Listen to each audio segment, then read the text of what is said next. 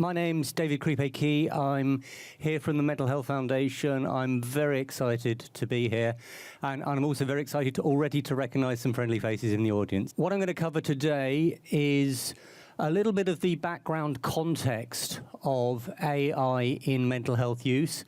What I'm not going to do is tell you how to use AI to look after your mental health. You can definitely do some of that stuff. I thought Gina's presentation was fantastic.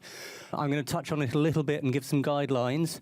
And then I'm going to try and encourage people to just use it effectively as a really nice tool. Let me tell you what I'm going to tell you. I'm going to give you this will be a UK-centric version of the context. The legislation and regulation does vary around the world, from quite tight to Wild West. And then I'm going to look at some of the ways it's being used at the moment, both very formally and clinically and informally and on an individual basis.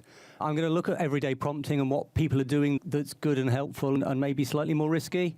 And I'm going to look at some of the governance frameworks. So those of you that might be interested in working on mental health apps, and I think this is a really exciting space, there's what you need to know to get your app working well in a UK context. And then a little bit about ethics as well. That's one of my areas of interest. And then finally, hopefully a little bit of time for some questions. I'm going to run really closely to time because there's a session run by my friend over there that I'm desperate to make sure I go to. So I will be finished without fail in time to get to your session, Goda. So without further ado, this is where we are at the moment, and this is why people are using I'm making this difficult as possible for the photographer. This is why people are starting to use, in the UK, why people are starting to use AI themselves. Since just before the pandemic, mental health referrals in the UK are up 54%, and they weren't starting from a low base. We've got, again, UK, we've got nearly 2 million people on the waiting list for mental health services, and a big chunk of those are young people on child and adolescent mental health service waiting lists. We have got an increase in mental health funding, but it's really not keeping pace with demand. And we've got we've had a series of governments who are absolutely convinced that AI is a shortcut answer to all this, but to be honest, in this room alone, I suspect there's more technical competence on AI than in the entire last 3 governments put together. So I'm not holding my breath that is going to simply work. We also don't necessarily in the UK, and this may not be the case with other countries, we don't have the best track record on IT implementation in our health services. So we have got some really good stuff going on, but all this context, including some really nice, but quite small if you think about it, investment in innovative AI functions, is encouraging people to think about AI as a mental health solution. So it is just not surprising that we're here talking about it now and that other people around the conference have been doing. I think it's probably fair to say that there are 3 layers of AI use in mental health at the moment. There's very specific AI tools that are currently approved-ish for use in NHS services.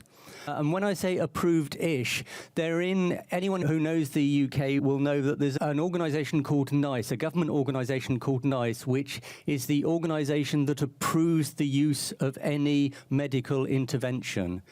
And they have a kind of halfway house approval. So WISER has been approved for use. WISER is an AI mental health tool that has been approved for use in 31 settings, basically as part of a real-life clinical experiment. And it's being watched really carefully.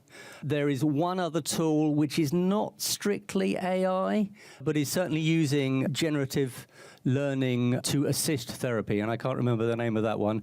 But so there are these 2 broadly AI tools that are in official UK use as NHS tools. Then there are the generic chatbots and chat services that you're all familiar with. They are being used quite widely. I'll talk a little bit more about those as we go along. There are a lot of well-being apps.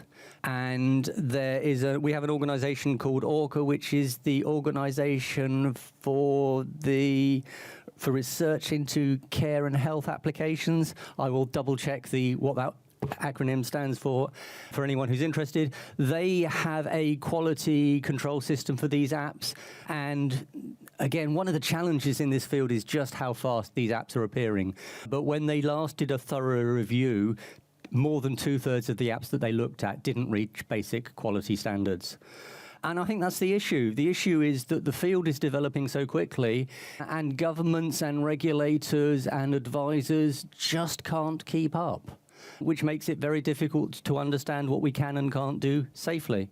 This has led us to people doing a lot of stuff for themselves. And what they're doing for themselves will vary from really basically just having a digital befriender. Hello, Jean. So good to see you. I've already name-checked you once. So there are people just using everyday use of AI to just help them reflect on how they're feeling. And there's nothing really wrong with that. In the same way that I have a conversation with my cat about how I'm feeling. I don't over-rely on the cat's advice, but I feel better for having that conversation. And a lot of people feel better for having those conversations with AI, and it's a good thing. There are people who ask for, if you want to move my jacket and bag, that's fine. There are people who ask for trying to build a kind of self-care plan and use it. And I have mixed feelings about that. It's good. It comes up with some interesting ideas. But again, it's really helpful if you have at least some kind of critical appraisal of what it comes up with. And I think that's the key thing that we'll come back to. Another thing that is really nice about these tools, and one of the reasons why people are using them a lot, is they're there 24 hours a day, 7 days a week, when you need them. And with the best will in the world, there are very few mental health services that meet those kind of standards. At the moment, even if you're in a really severe crisis and you need an ambulance, in some places, that's a 7-hour wait. In some cases, that's a 12-hour wait. And if you want a GP appointment, that's a 1-week wait, or that's an awful lot of time on the phone waiting to book an appointment, and so on and so forth. So it's accessible, it's there, it's useful, and we as a species are really prone to taking the easy option. If something is there and easy and available, we'll take it. And that's just not a bad thing. There is absolutely no doubt in my mind that there are some people whose mental health has really been helped by just having something there and then and now. But there are risks. And we've touched on a few of them in previous conversations, but context is everything. And with the best will in the world, even the latest version of ChatGPT is not telepathic. It cannot read your mind. You can describe things as well as possible. If you don't describe it, it can't read your mind. It interprets based on large language models, which also have their own biases. We haven't talked a lot about algorithmic bias, but they're trained on very big, predominantly North European, North American language models and cultures, which means that they take a particular cultural slant when they're doing their interpretations, which isn't always appropriate. And they can just give straight out bad advice. Now, that's not to say that clinicians can't either. I've had some downright bad advice from people who should have known better. I'm involved with a really interesting academic project being led by the University of Birmingham that's looking at mental health advice on TikTok. And there are people who are genuine registered experts, mostly not in this country, who are giving downright dangerous advice on TikTok. So these are not unique problems to AI, and most of the problems that we identify with AI are actually not unique to AI. They've been there with search engines, they've been there with chat groups, they've even been there with self-help groups. And I have particular concerns around self-harm and eating disorders, and I think those are potentially some of the most dangerous areas that chatbots are being used for. But actually, there have been plenty of dangerous spaces for people experiencing self-harm and eating disorders that have very little to do, well, nothing largely predate AI, and often predate even things like the internet, for those of us old enough to remember things that predate the internet. It's here to stay, and one of the things that we at the Mental Health Foundation believe is that It's like gravity. There's no point in saying ban AI. There's no point in saying stop using AI for mental health. We do not have the power or authority or skill to do that. And I really worry about those governments, and there are one or two around the globe that do have the power and skill to do it. And they're not really good models for getting good mentally healthy populations either. So it's here to stay. Let's concentrate on using it safely. As I say, there are different kind of models of prompts, and I was delighted, and I won't dwell too much because Gina, you covered some of these kind of good and bad approaches to prompts already. The reflective prompts can be quite good. The tell me what to do prompts can be quite bad. And always just stand back and think before you act on them, and always have really good discussions with who are using them. I am a big fan of intergenerational learning. And I do a lot of work. I am in my 60s. I've seen pretty much every evolution of computers since the research machines 380Z, if there's anyone old enough to remember that, predates all the Sinclair machines. My first computer program was written on punched paper cards, which was bigger than my current phone. At least one person knows what I'm talking about. That's reassuring. So it's a case of using these tools effectively. It's a case of recognizing and acknowledging that they're there and making sure that we understand them, but also sharing our experience over time. And I think the intergenerational learning is really important. There are a lot of unnecessary and almost artificial conflicts being drawn up between generations of people. And the best way to get rid of those, and I've been involved in family arguments where parents and children are saying exactly the same thing, but still arguing about it because they're using different language.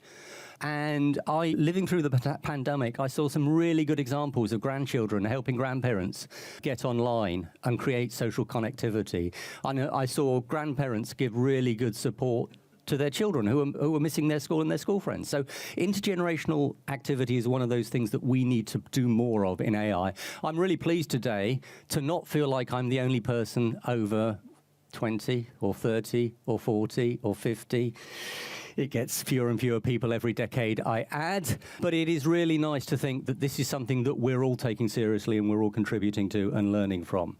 Let's talk, I said I'd talk a little bit about regulation. My apologies, again, this is very UK focused and there are lots of acronyms and I will remember most of them. So the Medical and Healthcare Regulatory Authority, the Information Commissioner's Office, number one, looks after anything that counts as a medical intervention, which definitely seems to include some apps, but not all of them.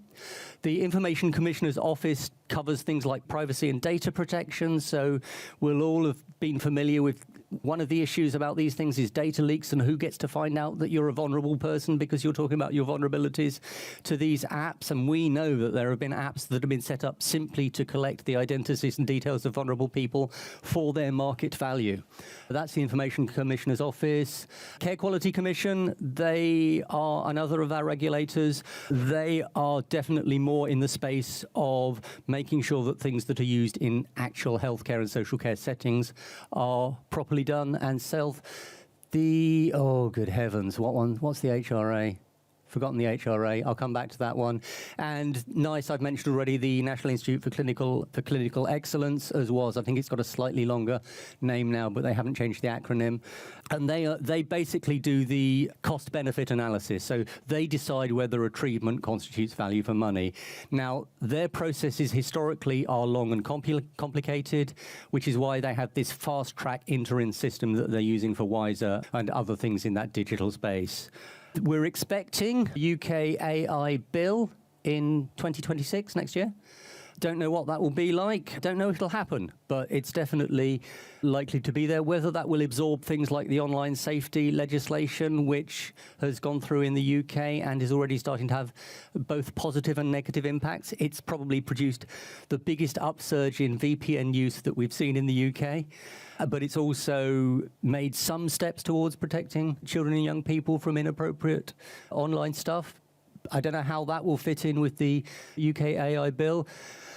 And then there are things like ChatGPT, which is just doesn't fall, apart from the Information Commissioner's Office, it doesn't really fall into any of those regulators. Chats that you have with ChatGPT aren't really considered as a medical or clinical intervention, even if you're having those clinical conversations? There's a question to be asked about whether they should be regulated, and if so, how? And I'm glad I'm not in government and having to tangle with that one, because I really don't know how you would do it.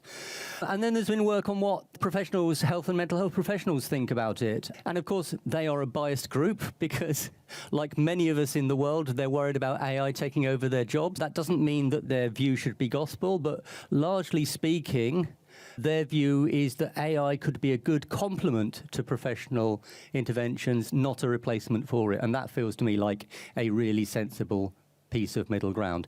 There's some really interesting work in therapy where AI bots are playing patients and being used to train therapists. That seems to me like a really cunning and good idea, because they're doing very good replicas of patients, but in a way that is safe, because you haven't got a trainee therapist practicing on a patient, because heaven knows what happens when that goes badly wrong. So they're being used in some really interesting ways as well. So I guess just to sum up, really, the benefits are accessibility and anonymity. There is much less stigma. This is really interesting. Although there is this huge demand for mental health services, you saw on earlier slides, there's also a lot of people who can't bear the thought of going through even a GP's door, let alone a mental health service door. And I think one of the reasons why we see much higher rates of diagnosis of mental ill health in young people, some of it is just because it's tough being a young person at the moment, but some of it's because older people really are very uncomfortable about having conversations with mental health and are much, much less likely to report it. So it's hard to tell exactly how much of that is increased risk associated with young people or underreporting in older people. So the reduced stigma of being able to do this privately in your own home without anyone in theory knowing who you are is definitely a bonus for some people. And there's definitely been some research that says they're helpful. Again, it's early days, and it's really difficult to identify what the active ingredient is within these things, and it therefore is much more difficult to test in that traditional clinical way of ours. You can't easily randomized control trial this, but there are people working on it. Risks. So digital exclusion is one. If we went in the UK is a bit prone to going full speed into these digital things without realizing that they still haven't finished rolling out digital access to quite a large portion of the population, i.e. anyone who doesn't live in a city centre. I live in a little village in Buckinghamshire, only 30, 40 kilometres out of London. I can't get a mobile phone signal. My broadband is as slow as anything. We still rely on carrier pigeons if we really need an urgent message to get through. Bias and misinformation we've covered. Again, you touched on this, others have touched on this. Human connection. It is not a substitute for human connection. And one of the reasons I've really enjoyed this conference is sitting down in a comfy chair next to someone, an actual human being. We can be having discussions about this strange virtual world of AI, but I'm having it with what I'm pretty convinced are real people, unless the robots have got way, way better than I'm used to. So we love that. We love a human connection. And we're also, the other risk is data being misused. And again, I've touched a little bit on that. So I'll leave this up. I'll leave you with just things that we can all do as caring, knowledgeable people who just want the world to be a better place and want AI to be a part of that.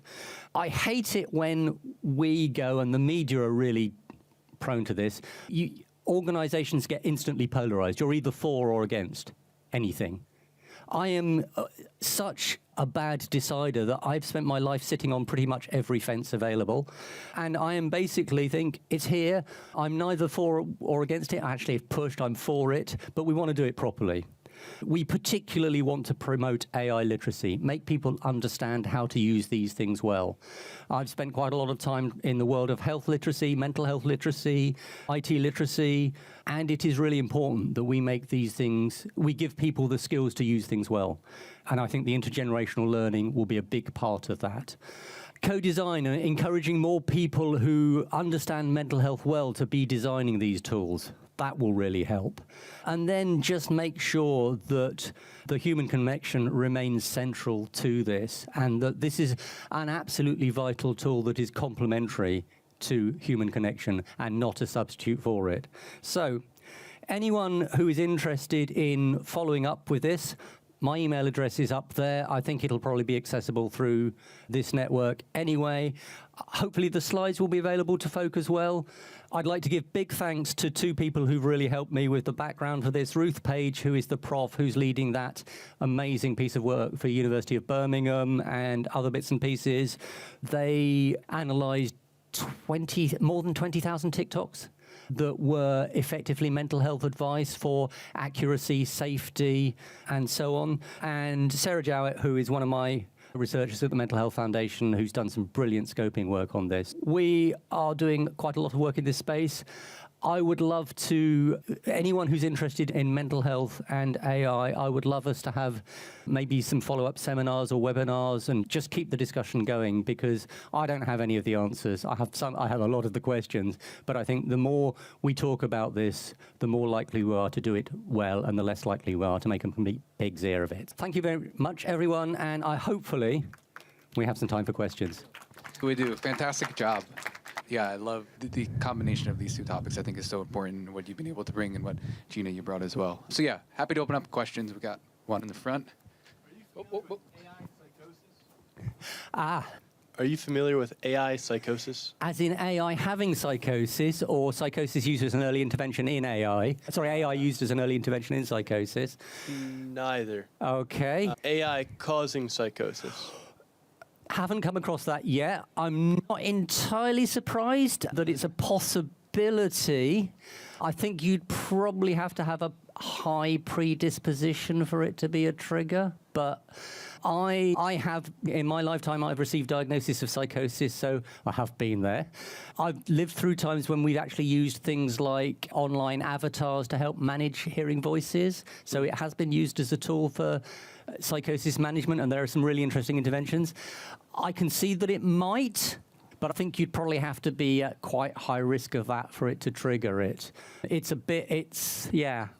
I have not come across it as a clinical diagnosis, but I wouldn't be surprised if there aren't a few out there, but I would be very surprised if there were a lot. I guess it's probably not a very formal diagnosis yet, but we've seen a lot of media coming out where people are, they're believing they've discovered AI is conscious, believing they've discovered breakthrough in quantum physics, all these different things, and it generally seems to be caused by super long, over months interactions with ChatGPT, and even with famous people. We've seen some pretty well-known founders and investors having these like AI psychosis moments online. So I guess I wanted to hear your thoughts on that, and also whether you think that could become a more formal DSM diagnosis.